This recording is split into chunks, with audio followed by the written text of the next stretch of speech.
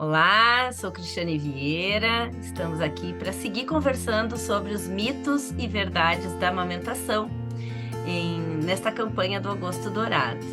Hoje estão aqui com a gente, da equipe do Essencial Cuidado Materno Infantil, a nutricionista Ângela Nicoloso, a fonoaudióloga Cristiane. Elas vão se apresentar agora rapidinho. Também estão aqui a Carol, nossa consultora de amamentação, e a psico Adriane De Rose.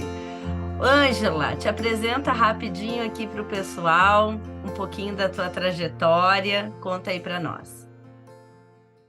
Olá a todos, então eu sou a Ângela, sou nutricionista, trabalho na área materno-infantil há bastante tempo, mas com as intolerâncias e as alergias alimentares, principalmente nos bebês, orientando dieta de restrição materna, acompanhando nutrizes, gestantes, tentantes, crianças com dificuldades alimentares também.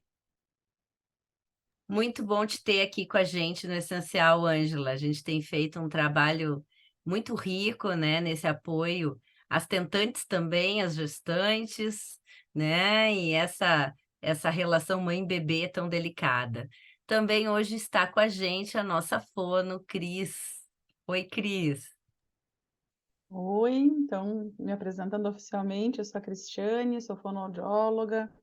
A minha experiência maior está na área da disfagia também, né, com bebês, com adultos, idosos, e agora ingressando, né, numa nova etapa, fazendo especialização em foro neonatal, introdução alimentar, né, e amamentação. Então, estou começando agora aqui no grupo do Essencial, fazendo parte, já faço parte do corpo clínico da Referencial, né, há um tempo, e agora, né, fazendo parte também do Essencial. Muito bom te ter aqui. Acho que tu traz, enriquece e amplia as possibilidades dos atendimentos que o Essencial pode ofertar, né? Carol, quer dar um alôzinho, Carol?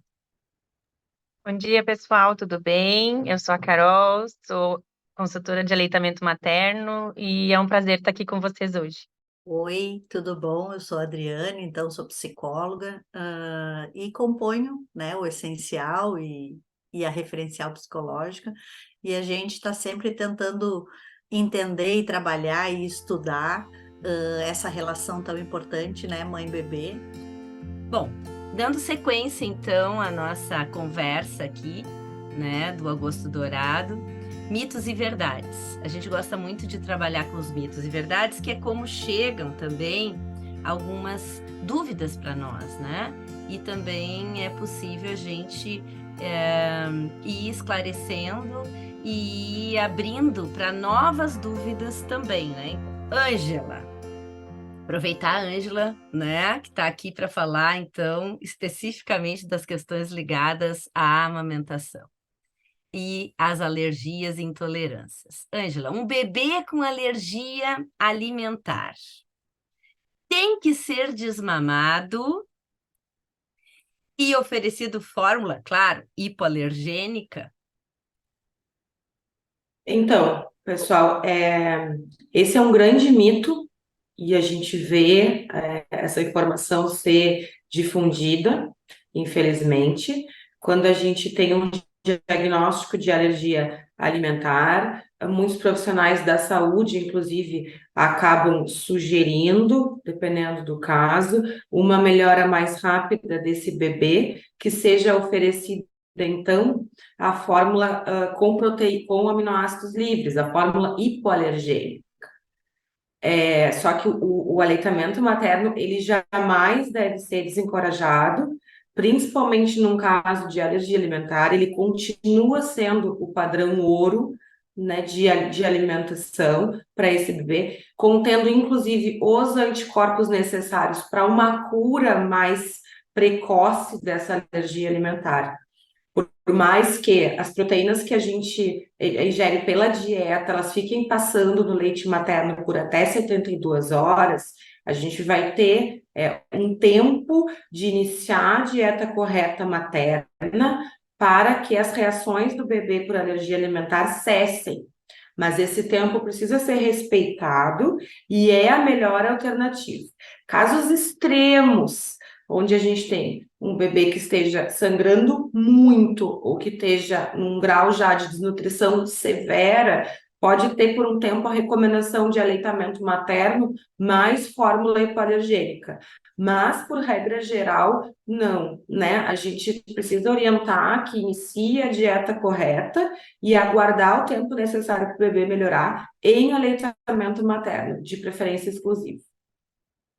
Bem interessante, né? Essa questão do tempo que a Ângela está trazendo, porque nós estamos vivendo um período que as coisas têm que ser muito rápidas. Então, claro que angustia, e eu vou querer saber da Ângela e das colegas esses sinais de alerta de uma intolerância, né? De uma alergia. Mas a questão do tempo, quanto tempo o bebê pode esperar? E às vezes, infelizmente, é o próprio profissional da saúde que acelera esse tempo. A mãe já está angustiada e vamos lá e vamos passar para a fórmula. Claro que em situações talvez muito específicas aqui, como a Ângela está trazendo, seja uma melhor orientação, né? Mas nunca desincentivar esse contato ali do bebê, né, com a mãe.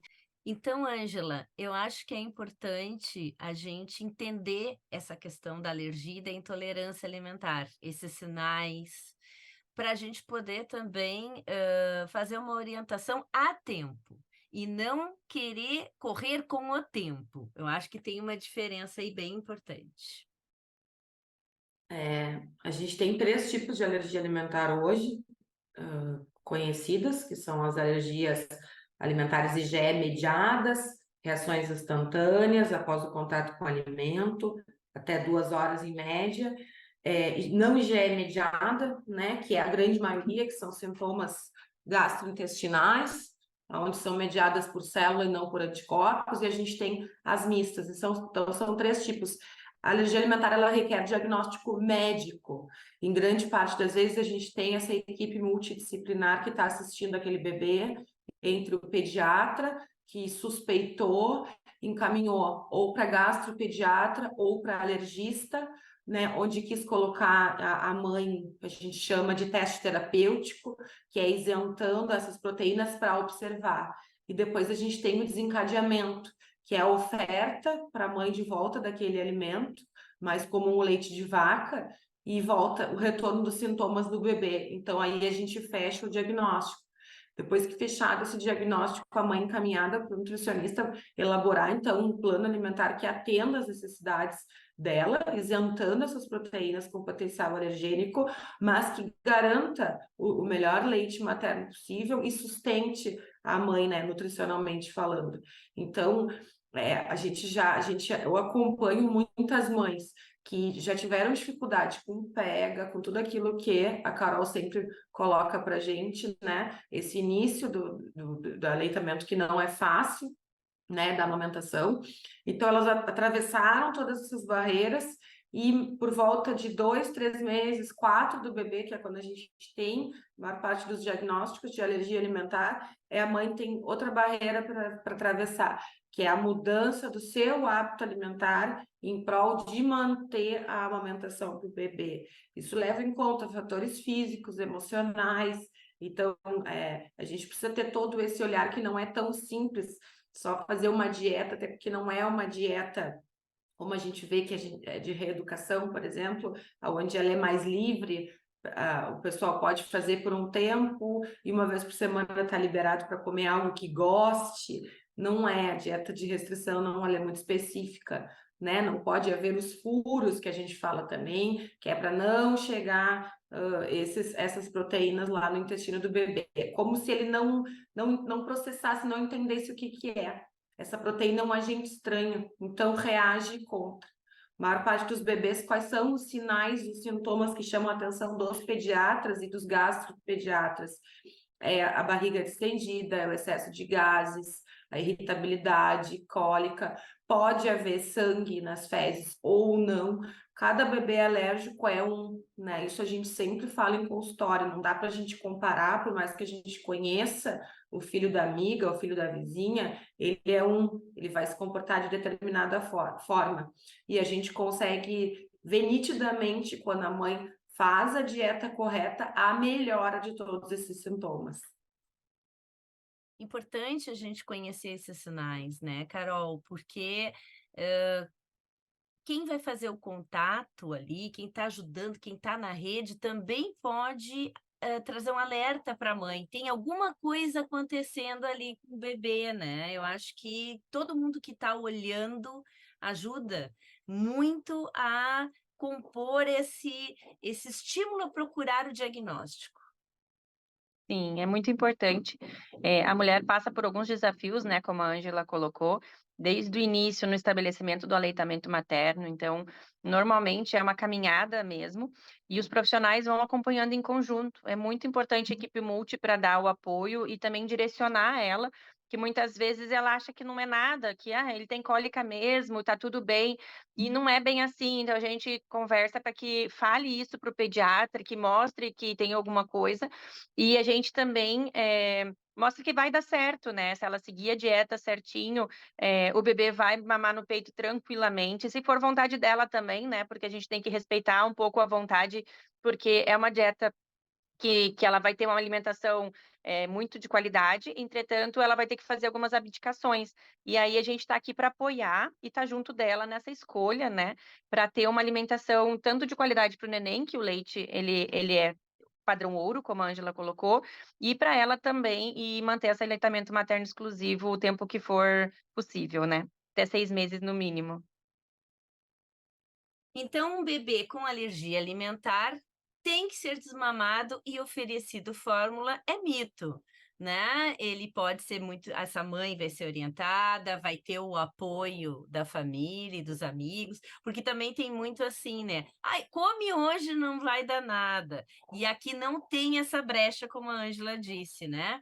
Então, aqui também entra, acho que, muito respeito. Pelas renúncias que a mãe vai fazer. A gente está de frente para uma mãe que já está renunciando várias coisas, porque está no período do puerpério, está iniciando ali, né, a conhecer esse bebê e ainda precisa fazer essas renúncias todas. Claro que tem um grande ganho de qualidade, de bem-estar e enfim, de vida, né? Mas existe uma renúncia. Então, oferecer uma coisinha hoje para essa mãe não está ajudando. Eu acho que isso também é importante, né, Ângela? Com certeza. Como a gente falou, é a única dieta que não permite nenhum tipo de furo, tá? Justamente por isso, porque as proteínas, né, o que a gente come hoje, fica passando via leite materno por até 72 horas. E como a gente tem a maior parte dos alérgicos que reagem tardiamente, eles podem demorar até uma semana para reagir àquilo que a mãe comeu no domingo até o outro sábado, por exemplo. Então fica muito difícil depois até para detectar onde foi o furo, restabelecer, né, um bebê que já está bem. Então eu costumo dizer que não tem meio termo, né? Ou a gente faz 100% correta ou não faz para o próprio benefício da mãe e do bebê, tá? Olha, isso é muito importante, né? É uma decisão, mas é uma decisão que precisa ser mantida, sustentada, né? Porque é aí que nós vamos ter o efeito que a gente precisa para essa mãe e para esse bebê, né? Aproveitando já só para esclarecer sobre intolerância, porque tu colocou isso, alergia e intolerância, a gente poderia ter colocado um outro grande mito, que é a gente escuta muitas vezes falando, é da lactose, o bebê tem alergia à lactose. Então vamos esclarecer que a alergia remete às proteínas dos alimentos. A alergia alimentar mais comum hoje é a alergia à proteína do leite de vaca, a APLV. Apesar da gente já estar assistindo crianças alérgicas a outras proteínas, proteína de soja, proteína do ovo, proteína de algumas frutas, né? Então, são os alérgicos múltiplos que a gente tem visto que tem aumentado, tá? Lactose é o açúcar do leite. Então, a gente não tem alergia à lactose, não é possível. O que pode ter é intolerância à lactose. E esse é um diagnóstico muito mais do público adulto e de idosos, que com o passar do tempo vão deixando de produzir a enzima lactase, que é o nosso corpo que produz, e vão se tornando intolerantes à lactose. Tolerância à lactose não tem nada a ver com alergia alimentar. Até porque o leite materno, ele é riquíssimo em lactose. Então, eu não tenho como excluir a lactose do leite materno. Causa essa confusão porque muitas vezes crianças um pouquinho maiores, acima dos 2 anos, têm a entrada nas escolinhas, né, a maior parte, e a gente começa a ver as temidas viroses. Essas viroses, elas trazem vômito e diarreia. Como a lactase é produzida no intestino, essa criança temporariamente, devido a uma causa secundária, que foi uma virose, ela pode não digerir, não absorver bem essa lactose. Então, temporariamente, ela pode ficar intolerante.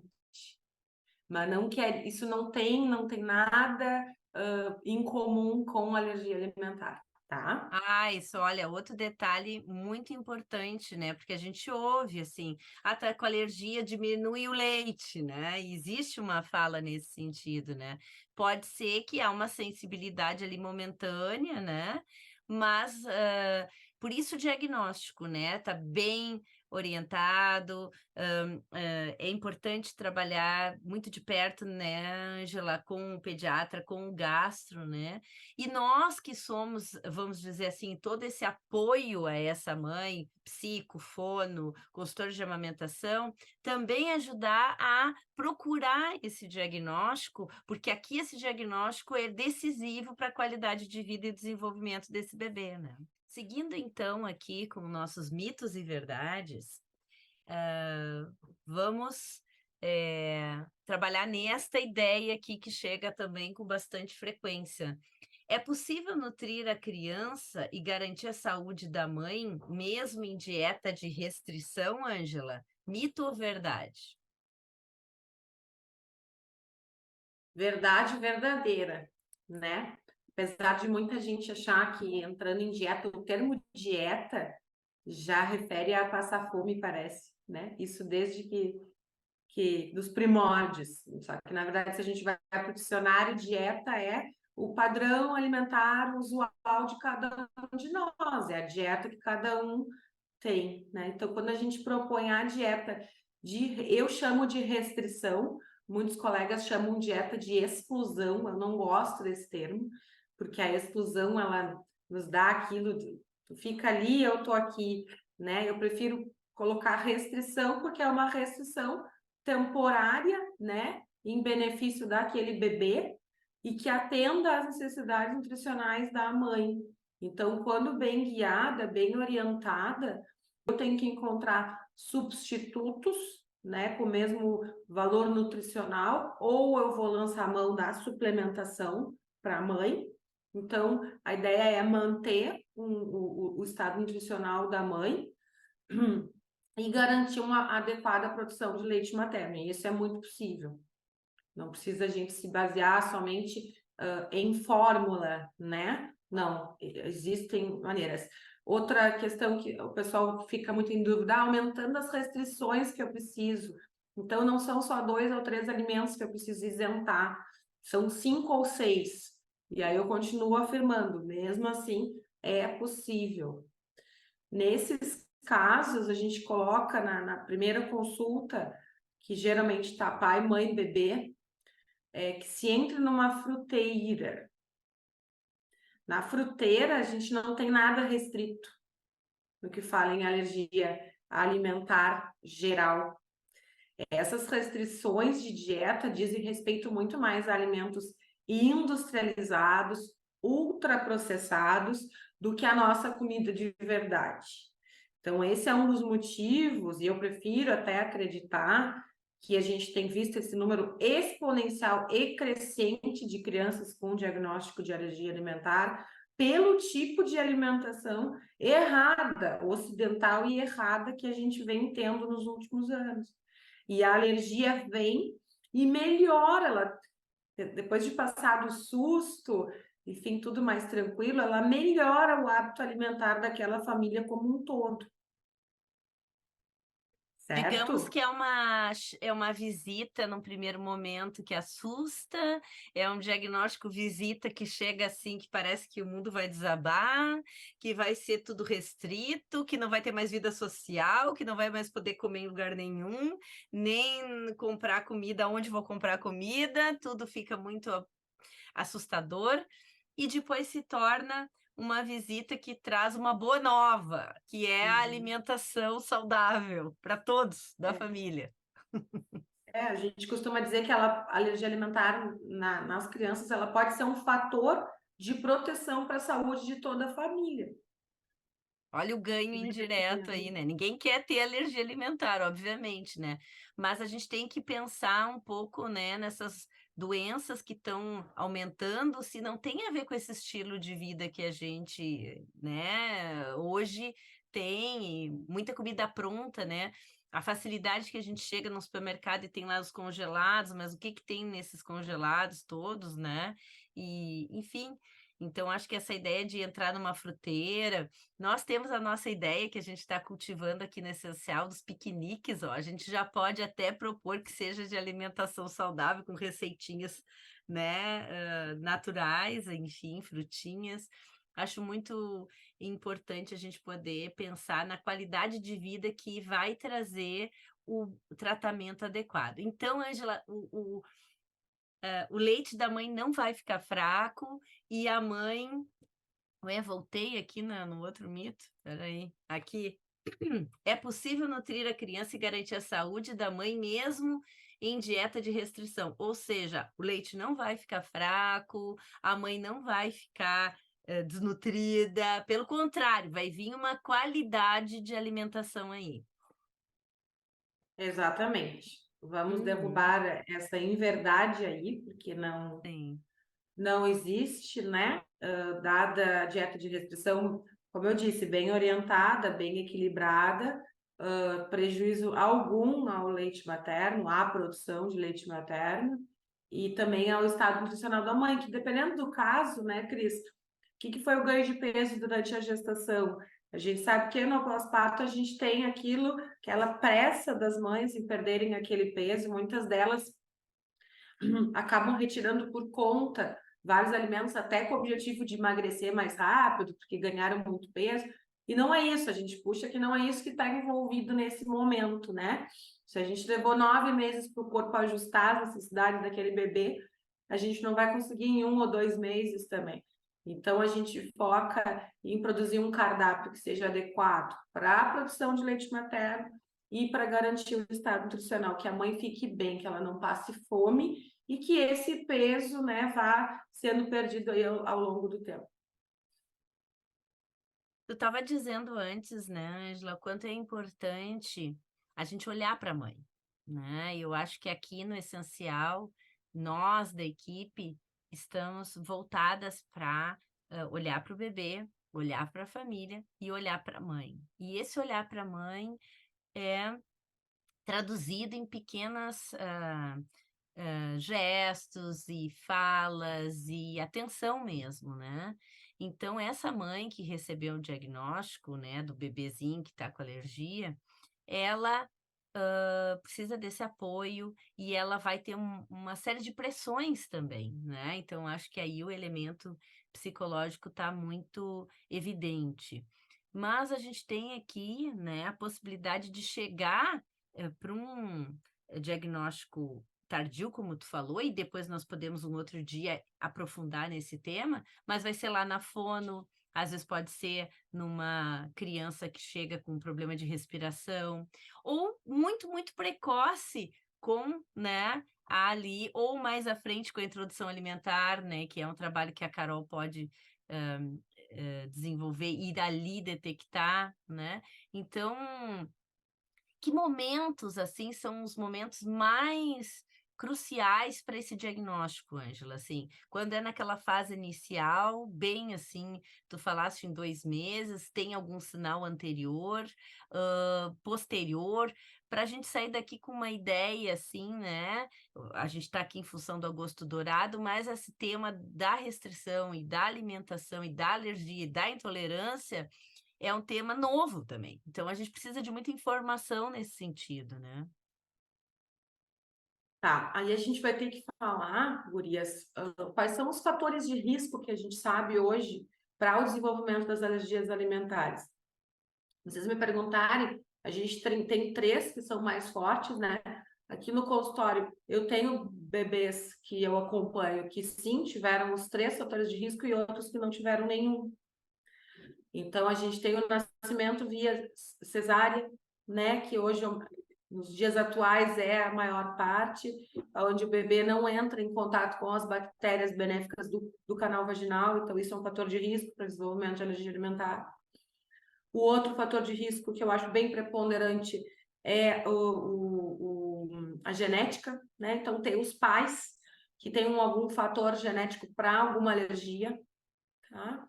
E o terceiro fator é a oferta de fórmula de proteína, né? As fórmulas que a gente tem aí de inicial até os 6 meses, ainda na maternidade. Porque quando os bebês nascem via cesárea, a Carol pode explicar melhor que eu, a gente tem uma certa demora na descida do leite materno, a gente tem o colostro, e infelizmente muitas vezes a gente tem essa prescrição generalista de que se o leite não desceu, oferecer a fórmula. Só que aquele intestino daquele recém-nascido está preparado para receber o leite materno, aonde as proteínas são infinitamente mais quebradas do que as proteínas de uma fórmula. Então, que bom, eu não sou anti-fórmula, eu acho que bom que a gente tem a fórmula para aquelas que realmente não conseguem amamentar, mas isso tem que ser muito bem indicado, na minha opinião. Não pode ser uma prescrição geral, né? E é o que acaba a gente vê na prática acontecendo. Então, a gente diz que aquele bebê estava pronto para receber o leite materno e ele recebeu a fórmula e ele pode ter sensibilizado o intestino e começa a desencadear contra aquelas proteínas, tá? São esses 3 fatores de risco. Mas, como eu falei, bebês que têm os 3 e bebês que não têm nenhum, que nasceram de parto normal, que não tomaram fórmula, que os pais não têm alergia, e eles acabaram desenvolvendo, né, alergia alimentar. O que é importante a gente colocar é que é temporária. A grande parte, 90% dos casos, essa alergia alimentar na primeira infância, ela é temporária. Então, é válido fazer a dieta de restrição, por isso que vai fazer a cura precoce, né, mais rápido do que eu simplesmente passar para a fórmula e perder todos os benefícios que o leite materno nos traz. Algumas vezes aquela criança no primeiro ano de vida não apresentou nada, ela teve o crescimento, desenvolvimento, ganho de peso, tudo da maneira, tudo transcorreu muito bem. Quando ele fez 1 aninho de idade, que ele foi desmamado e passou para uma fórmula ou para o leite de vaca, ele começou com as reações. Ou seja, porque já que no leite materno isso acontece muito, crianças que não reagem via leite materno. O que quer dizer isso? São crianças alérgicas alimentares, mas via leite materno, ou seja, tomando o leite da mãe, a mãe comendo de tudo, eles não reagem. Mas quando eles comem, eles reagem. Então, a gente tem essa diferença aí, né, nessa virada, muitas vezes aos 12 meses ou aos 24 meses. Tá? Bastante complexo, mas eu acho que para nós aqui, equipe multi, para outras equipes e para outros profissionais, fica alguns alertas. E aqui entra muito a importância do aleitamento materno, né, Carol? E daquele início, aquele pontapé inicial ali, né, que é talvez segurar um pouco essa ansiedade. A gente está vendo aqui, né, essa coisa do tempo, vamos acelerar o tempo, e rápido põe fórmula, e rápido tem que descer o leite, e rápido tem que emagrecer, e rápido, calma, né? Eu acho que a gente aqui tem que pensar um pouco que as coisas precisam de um tempo. Carol, essa ansiedade do início ali na maternidade, com a tua vasta experiência em hospitais, né? E também a equipe deve ficar ansiosa, né? Porque tu esteve muito dentro da equipe, dentro do hospital, então como é que flui isso, né? E como é que a gente pode ajudar as famílias para ficarem assim, poder lutar pelo aleitamento de repente lá no início, né? A gente tem um grande desafio aí, né? Como profissional da saúde que passei bastante tempo nessa área do nascer, né? Então, assim, nasce o neném, a gente tem a hora de ouro, né? Que a gente fala tanto, que é muito importante essa hora do contato da mãe e do bebê, pelo contato pele a pele, pelo início da amamentação. Eu digo que tudo começa ali, né? Então, se teve uma hora de ouro, realmente é um facilitador para que o bebê consiga, os estudos mostram isso, né? Que o bebê consiga manter um aleitamento. Mas aí vem a ansiedade do profissional, que a gente não tem esse tempo de espera, de tá tudo bem, ele vem com uma reserva, o bebê, ele veio programado para isso as primeiras 24 horas, ele faz um período de alerta depois de sonolência, é uma criança mais tranquila no primeiro dia. E aí as pessoas ficam com uma ansiedade grande de que essa alimentação precisa acontecer e que tem o leite. A gente explica sobre a capacidade do estômago, né, a capacidade gástrica do bebê, que o leite ele é programado para esse volume, né? Então é muito importante a gente orientar na consulta pré, né, na consulta pré-natal, tanto da equipe multi por toda, mas a gente faz na consultoria de mostrar como que funciona, o que a gente espera desse neném e para dizer para a própria equipe, eu tô bem, o neném tá bem, tá tudo bem, não precisa dar fórmula. Porque às vezes parte da gente também, da ansiedade daquela família, de dizer, meu Deus, ele não tá mamando, meu Deus, eu tô precisando de leite. E aí acaba gerando essa introdução do leite meio complicada, que não necessariamente é uma indicação médica, mas é uma pressão familiar, né, de desconhecimento mesmo, que isso pode acontecer e complicar lá na frente de causar uma sensibilização, né?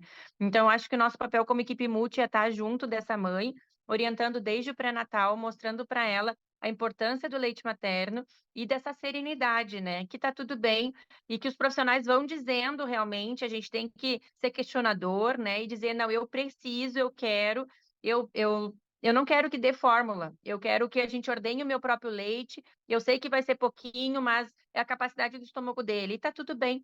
Então, assim, eu acho que a gente está aqui para isso, né? Hoje é um dia muito importante para a gente poder conversar sobre isso, apresentar para as famílias e dizer para elas o quanto esse trabalho multiprofissional é importante para que ela se sinta segura nesse momento, né? E manter o aleitamento até 6 meses exclusivo, se for possível, né? E eu É, vejo também assim que na equipe multi, né, o papel do fonoaudiólogo vai ser agregar, né, vai ser esgotar as possibilidades, fazer os testes, e isso é muito individual, né? Então essa coisa mais generalista de que aconteceu isso, faça isso, não existe uma receita pronta, né? Nós precisamos observar como é que foi, como é que está sendo o período daquela família, como é que está aquela rede de apoio, como é que essa mãe está nesse processo, né? E aí também entra o papel dos outros profissionais, o psicólogo. Então, uma equipe bem alinhada, uma equipe bem segura daquilo que quer, né? Que é que essa mãe e esse bebê tenham sucesso, né? E garantir esse sucesso é o objetivo principal da equipe. Né? Então, o fonoaudiólogo pode, aqui a Ângela falando, a Carol falando, a Cris falando, a gente vai pensando em várias coisas, né? E o objetivo nesse momento hoje é falar sobre os mitos e verdades, mas aí já vai dando ideias, né, para a gente continuar falando depois sobre outras temáticas também que vão surgindo, mas eu vejo que é assim, né, todos juntos, né, naquele momento é a nutrição, a gente precisa ouvir a nutricionista, naquele momento é o papel do enfermeiro, é o papel do fonoaudiólogo, né, então que a gente possa se escutar e trazer, né, as informações, as suas experiências e criar para aquela família, para aquela mãe, para aquele bebê, né, um protocolo, vamos dizer assim, exclusivo, né, uma forma de agir exclusiva, porque, né, são histórias que são diferentes, né, são momentos de vida diferentes, é tudo novo e geralmente não vem uma coisa sozinha, né, a gente já sabe que existem todos os desafios ali da amamentação por si só, né, e aí a gente pensando junto com a introdução, né, o aparecimento, né, da descoberta de uma alergia, né, só vem a trazer mais tensão, então a gente poder acalmar, né, refletir e buscar sempre o melhor ali em função da mãe, né, e do bebê por consequência também. bom, colegas, gurias, acho que o nosso papo foi muito importante hoje, porque a gente entrou um pouquinho numa questão, né, de alguma atenção, de algum cuidado, já quando entra um diagnóstico, mas a gente está podendo entender a importância daquela hora de ouro, da amamentação, do aleitamento, já desde de lá daquele início, também para prevenir e ajudar nesse processo aí do desenvolvimento, né? Do aparelho digestivo, que vai refletir também nas intolerâncias, sensibilidades e alergias, como a Ângela trouxe hoje para nós. E a gente precisa estudar muito, conhecer muito e ficar muito alerta a esses sinais, né? Para trazer essa qualidade. E acho que toda a questão psicológica também é poder segurar o tempo das coisas, né?